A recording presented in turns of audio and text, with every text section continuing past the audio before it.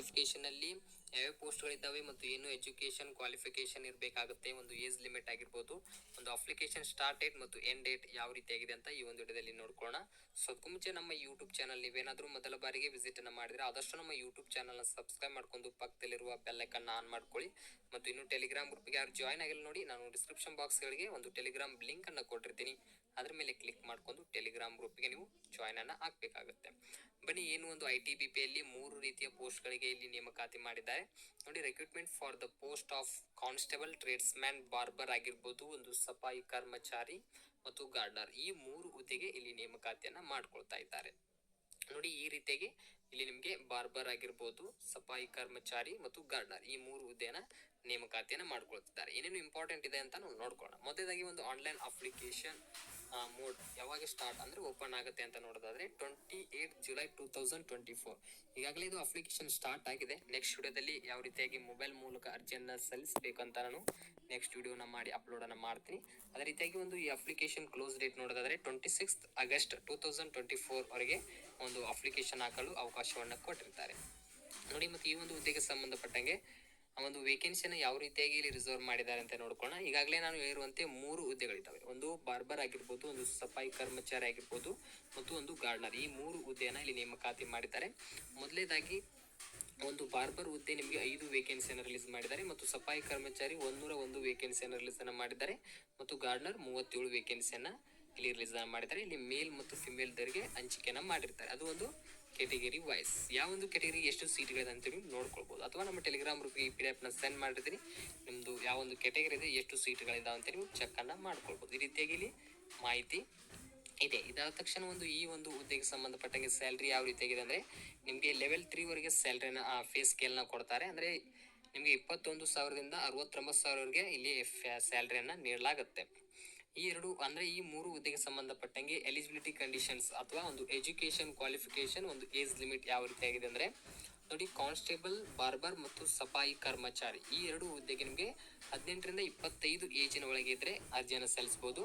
ಮತ್ತು matriculation from recognised school or institution ಅಂತ ಬಂದಿದೆ, ಅಂದ್ರೆ SSLC ಯನ್ನು ಕಂಪ್ಲೀಟ್ ಮಾಡಿದ ಅರ್ಜಿಯನ್ನು ಸಲ್ಲಿಸಬಹುದು.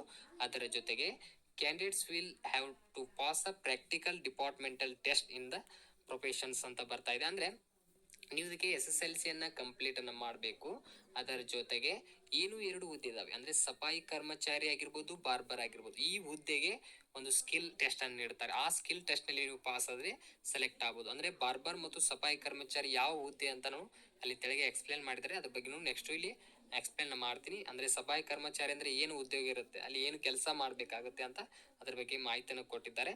ಮತ್ತು ಬಾರ್ಬರ್ ಅಲ್ಲಿ ಏನು ಕೆಲಸ ಮಾಡ್ಬೇಕಂತ ಮಾಹಿತಿಯನ್ನು ಕೊಟ್ಟಿದ್ದಾರೆ. ಅದ್ರ ಬಗ್ಗೆ ಒಂದು ಸ್ಕಿಲ್ ಟೆಸ್ಟ್ ನ ತಗೊಳ್ತಾರೆ. ಆ ಸ್ಕಿಲ್ ಟೆಸ್ಟ್ ನಲ್ಲಿ ನೀವು ಪಾಸ್ ಆದ್ರೆ ಇಲ್ಲಿ ಸೆಲೆಕ್ಟ್ ಆಗ್ಬಹುದು. ಇದಾದ ತಕ್ಷಣ ಇನ್ನೊಂದು ಹುದ್ದೆ ಅಂದ್ರೆ ಕಾನ್ಸ್ಟೇಬಲ್ ಗಾರ್ಡನರ್, ಇದಕ್ಕೆ 18ರಿಂದ 23 ಏಜ್ ಒಳಗೆ ಇರಬೇಕಾಗುತ್ತೆ ಮತ್ತು ಇದಕ್ಕೆ 10th ಅನ್ನ ಪಾಸ್ ಆಗಿರ್ಬೇಕು. ಅದ್ರ ಜೊತೆಗೆ 2 ಇಯರ್ಸ್ ಎಕ್ಸ್ಪೀರಿಯನ್ಸ್ ಇರಬೇಕಾಗುತ್ತೆ ಆ ಒಂದು ಟ್ರೇಡ್ ನಲ್ಲಿ. ಇಲ್ಲ ಅಂದ್ರೆ 1 year certificate from industrial training ಅನ್ನು ಕಂಪ್ಲೀಟ್ ಅನ್ನ ಮಾಡಬೇಕಾಗುತ್ತೆ. ಇಲ್ಲವಾದ್ರೆ 2 years diploma from ITI trade ನಲ್ಲಿ ಇದನ್ನ ಕಂಪ್ಲೀಟ್ ಅನ್ನ ಮಾಡಬೇಕಾಗುತ್ತೆ. ಅಂದ್ರೆ ಗಾರ್ಡನರ್ಗೆ ಸಂಬಂಧಪಟ್ಟಂಗೆ ಅದು ಕೋರ್ಸ್ ಇರುತ್ತೆ, ಅದನ್ನ ಕಂಪ್ಲೀಟ್ ಮಾಡಿದ್ರೆ ಇದಕ್ಕೆ ಅರ್ಜಿಯನ್ನು ಸಲ್ಲಿಸಬೇಕಾಗುತ್ತೆ. ಮತ್ತು ಈ ಹುದ್ದೆಗೆ ಒಂದು ಏಜ್ ರಿಲ್ಯಾಕ್ಷನ್ ತಗೊಳ್ಬಹುದು. ಕೆಟಗರಿ ವೈಸ್ ಏಜ್ ರಿಲ್ಯಾಕ್ಷನ್ ನೀಡಿರ್ತಾರೆ. ST/SC ಗೆ 5 ಇಯರ್ಸ್ ಆಗಿರ್ಬೋದು, OBC ಅವರಿಗೆ 3 ಇಯರ್ಸ್, ಈ ರೀತಿಯಾಗಿ ಒಂದು ಏಜ್ ರಿಲ್ಯಾಕ್ಷನ್ ಕೊಟ್ಟಿರ್ತಾರೆ. ನೀವು ಏಜ್ ರಿಲ್ಯಾಕ್ಷನ್ ಅನ್ನು ಈ ಒಂದು ಹುದ್ದೆಗೆ ಸಂಬಂಧಪಟ್ಟಂಗೆ ತೆಗೆದುಕೊಳ್ಬಹುದು. ಇದಾದ ತಕ್ಷಣ ಒಂದು ಫಿಸಿಕಲ್ ಸ್ಟ್ಯಾಂಡರ್ಡ್ಸ್ ಅಂದ್ರೆ ಯಾವ ರೀತಿಯಾಗಿದೆ ಅಂತ ನೋಡ್ಕೊಂಡು, ಅದು ಒಂದು ಬಾರ್ಬರ್ ಮತ್ತು ಸಫಾಯಿ ಕರ್ಮಚಾರಿ ಈ 2 ಹುದ್ದೆಗೆ ಸಂಬಂಧಪಟ್ಟಂಗೆ ಒಂದು ಫಿಸಿಕಲ್ ಸ್ಟ್ಯಾಂಡರ್ಡ್ಸ್ ಏನೇನು ಇರಬೇಕಂದ್ರೆ ಆಲ್ ಕ್ಯಾಂಡಿಡೇಟ್ಸ್ಗಳು 170 ಸೆಂಟಿಮೀಟರ್ಸ್ ಹೈಟ್ ಇರಬೇಕಾಗುತ್ತೆ, ಅದು ಮೇಲ್ ಕ್ಯಾಂಡಿಡೇಟ್ಗಳು. ಮತ್ತು ಫಿಮೇಲ್ ಕ್ಯಾಂಡಿಡೇಟ್ಗಳು 157 ಹೈಟ್ ಇರಬೇಕಾಗುತ್ತೆ.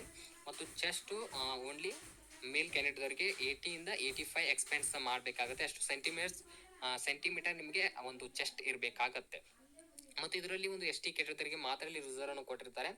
ಅವರಿಗೆ 162 ಹೈಟ್ ಇರಬೇಕಾಗುತ್ತೆ, 62.5 ಹೈಟ್ ಇರಬೇಕಾಗುತ್ತೆ. ಮತ್ತು 76 ಇಂದ 81 ವರೆಗೆ ಒಂದು ಚೆಸ್ಟ್ ನ ಎಕ್ಸ್ಪೆನ್ಸ್ ಮಾಡಬೇಕಾಗುತ್ತೆ. ಮತ್ತು ಫಿಮೇಲ್ದವರಿಗೆ 150 ಸೆಂಟಿಮೀಟರ್ ಒಂದು ST ಕ್ಯಾಟಗರಿದವರಿಗೆ ಒಂದು ಹೈಟ್ ಇರುತ್ತೆ.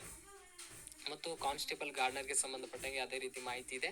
ನೀವು ಟೆಲಿಗ್ರಾಮ್ನಲ್ಲಿ PDF ನ ಸೆಂಡ್ ಮಾಡಿರ್ತೀನಿ. ನಿಮ್ಮೊಂದು ಕೆಟಗರಿ ಯಾವುದು ನೋಡಿ ಅದಕ್ಕೆ ಸಂಬಂಧಪಟ್ಟಂಗೆ ನೀವು ಇಲ್ಲಿ ಹೈಟ್ನ ಚೆಕ್ ಅನ್ನ ಮಾಡ್ಕೊಳ್ಬಹುದು. ಇದಾದ ತಕ್ಷಣ ಒಂದು ಮೆಡಿಕಲ್ ಸ್ಟ್ಯಾಂಡರ್ಡ್ ನಲ್ಲಿ ಏನೇನು ಇರುತ್ತೆ ಅಂತ ಎಲ್ಲ ಒಂದು ಕಂಪ್ಲೀಟ್ ಆದ ಇನ್ಫಾರ್ಮೇಶನ್ ಇವರು ಕೊಟ್ಟಿದ್ದಾರೆ, ಇದನ್ನು ನೀವು ಓದ್ಕೊಳ್ಬಹುದು. ಮತ್ತು ಯಾವ ರೀತಿಯಾಗಿ ಅಪ್ಲೈ ಮಾಡೋದಂದ್ರೆ ಈ ವೆಬ್ಸೈಟ್ ವಿಸಿಟ್ ಅನ್ನ ಮಾಡಿ ಅಪ್ಲೈನ ಮಾಡ್ಕೊಳ್ಬೇಕು. ನೆಕ್ಸ್ಟ್ ವಿಡಿಯೋನ ಮಾಡ್ತೀನಿ ಯಾವ ರೀತಿಯಾಗಿ ಅಪ್ಲೈನ ಮಾಡ್ಕೊಳ್ಬೇಕಂತ. ನೋಡಿ, ಇದಾದ ತಕ್ಷಣ ನೆಕ್ಸ್ಟ್ ಒಂದು ಏನು ಇಂಪಾರ್ಟೆಂಟ್ ನೋಡೋದಾದ್ರೆ ನೋಡಿ, ಒಂದು ಸೆಲೆಕ್ಷನ್ ಪ್ರೊಸೆಸ್ ಯಾವ ರೀತಿಯಾಗಿದೆ ಅಂತ ಚೆಕ್ ಮಾಡ್ಕೊಳ್ಬೇಕಾಗತ್ತೆ. ಅಂದ್ರೆ ಯಾವ ಹಂತದಲ್ಲಿ ಇದನ್ನ ಸೆಲೆಕ್ಷನ್ ಮಾಡ್ಕೊಳ್ತಾರೆ, ಏನು ಒಂದು ಮೊದಲು ಎಕ್ಸಾಮ್ ಇದೆ ಅಥವಾ ಒಂದು ಫಿಸಿಕಲ್ ಇದೆ, ಏನಿದೆ ಅಂತ ಇಲ್ಲಿ ನೋಡ್ಕೊಳ್ಳೋಣ. ನೋಡಿ, ಮೊದಲನೇದಾಗಿ ಫೇಸ್ 1 ಮೊದಲನೇ ಹಂತದಲ್ಲಿ ಒಂದು ಫಿಸಿಕಲ್ ಎಫಿಷಿಯನ್ಸಿ ಟೆಸ್ಟ್ ಅಂದ್ರೆ ಫೀಟ್ ಇರುತ್ತೆ. ಅಂದ್ರೆ ನಿಮಗೆ ಒಂದು ರೇಸ್ ಆಗಿರ್ಬೋದು, ಲಾಂಗ್ ಜಂಪ್ ಆಗಿರ್ಬೋದು, ಹೈ ಜಂಪ್ ಆಗಿರ್ಬೋದು, ಈ ರೀತಿಯಾಗಿ ಚೆಕ್ ಮಾಡ್ತಾರೆ. ಅದ್ರ ಜೊತೆಗೆ ಫಿಸಿಕಲ್ ಸ್ಟ್ಯಾಂಡರ್ಡ್ಸ್ ಏನಿದೆ, ಹೈಟು, ಚೆಸ್ಟ್, ಈ ರೀತಿಯಾಗಿ ಮೊದಲು ನಿಮಗೆ ಫಿಸಿಕಲ್ ಸ್ಟ್ಯಾಂಡರ್ಡ್ ಇರುತ್ತೆ.